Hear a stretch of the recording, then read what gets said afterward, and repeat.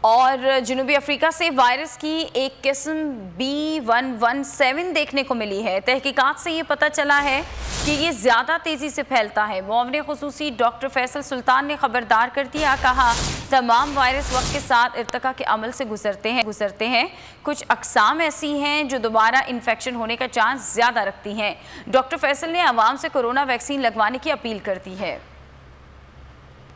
تمام وائرس وقت کے ساتھ ارتقاء کے پروسیس کے تھرو گزرتے ہیں، یعنی ایوولوشن کے ذریعے۔ اس کے نتیجے میں کچھ نئے ویریئنٹس اور نئی اقسام سامنے آتی رہتی ہیں۔ بہت سارے مختلف ویریئنٹس دنیا بھر میں موجود ہیں۔ B117 کے بارے میں جب تحقیق ہوئی تو پتہ چلا کہ یہ نسبتاً زیادہ تیزی سے پھیلتا ہے۔ اسی طرح کچھ وائرس ویریئنٹس کی اقسام ایسی ہیں جو دوبارہ اس سارے معاملے میں جو سب سے اہم چیز ہے جس کو ہمیں نظر میں رکھنے کی ضرورت ہے اور جس کے بارے میں سوال بھی پوچھا جاتا ہے وہ یہ کہ کیا جو ویکسینیشن کا عمل ہے وہ اپنا بچاؤ ان نئی اقسام کے خلاف قائم رکھے گا یا نہیں۔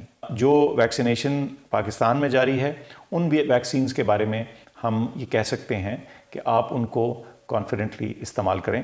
جب آپ کی باری آتی ہے ویکسینیشن کی تو ضرور جا کے ویکسینیشن لگوائیں تاکہ آپ اپنے آپ کو زیادہ شدید، خطرناک اور ہاسپٹلائزیشن والی صورتحال سے بچا سکیں۔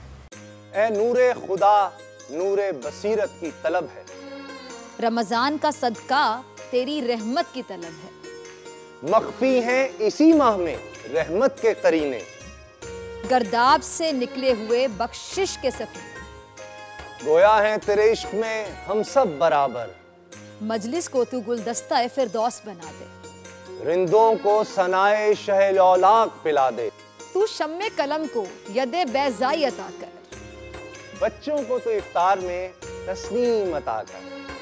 رمضان مبارک کی خصوصی نشریات رمضان میں بول، صرف بول انٹرٹینمنٹ پر۔ رمضان میں بول۔